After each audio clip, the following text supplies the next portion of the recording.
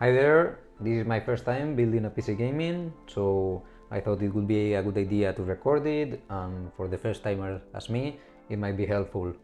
As a case, we have an XPG air starter. It is a mid-chassis one, it has very good ventilation, it comes including already 4 fans, but I will show you later once everything is built. Let's go for it. For the memory, we'll be using Kingston Fury. They sent me out 64 gigabytes of RAM and an SSD of 4 terabytes with maximum speed. Renegade, so very nice Gen 5 solid state, perfect for the back base, and the Kingston Fury with LEDs, so we can choose between having RGB or not. DDR5, so very nice. We will mount it later in the motherboard. For the CPU, we'll be using the AMD 9600X, that is a quite balanced for a budget bit, and is the 9000 series.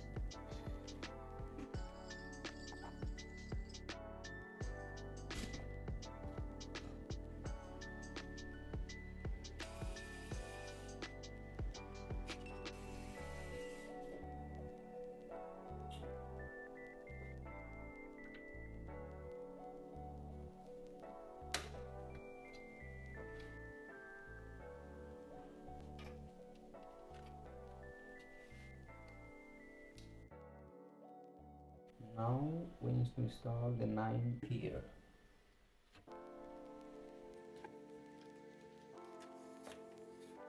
It will be with the airflow going up, because I want the airflow go in and go out from up and to the left. It's very important, you need to move down.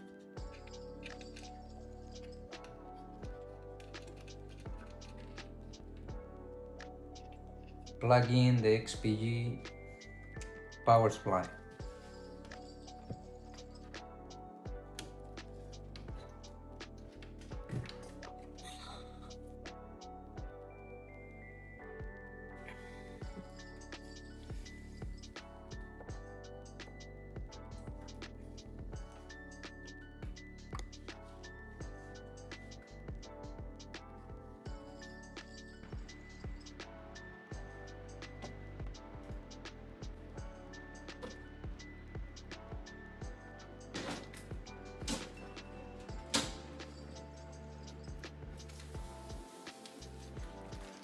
So to avoid the GPU sag, I've made this with a 3D printer that it's height adjustable, so you can avoid the sag, that it's supposed to improve performance and also the aesthetics because it's not crooked.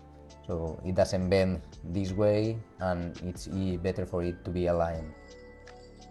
For the lights, I've used the Gigabyte software and also an external software because the case has its own lights, as you show, and I showed that you can control directly with the case, so it's easier, but it's not detected by the Gigabyte one.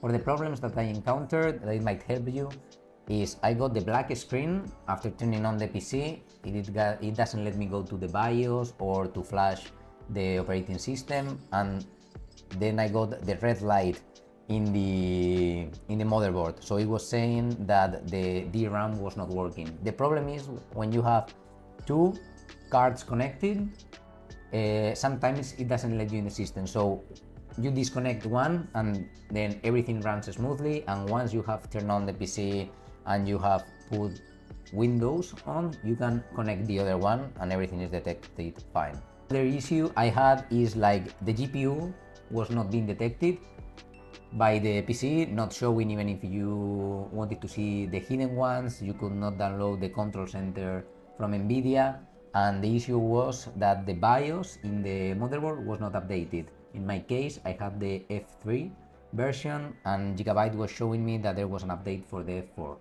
Once I updated that, it detected the graphic card. So if you had connected your HDMI to the graphic card instead to the motherboard for the first time, it was impossible to do. You needed to switch for the other one, and then once it detected, you could swap again to the GPU and everything was working fine. Even the software started detecting the GPU, so you could control the lighting.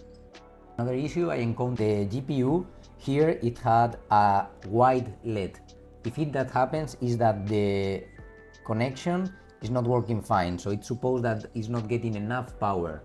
So my issue was that I was using the cable directly from the power unit, so I use the cable that it comes with Nvidia directly. They has an adapter and you have to use two PSL cables to connect instead of one, but then the LED turned off and everything has been working smoothly. For the all-in-one, everything was working fine, so you could see that the fans were turned on and the RGB was working, but the screen was off.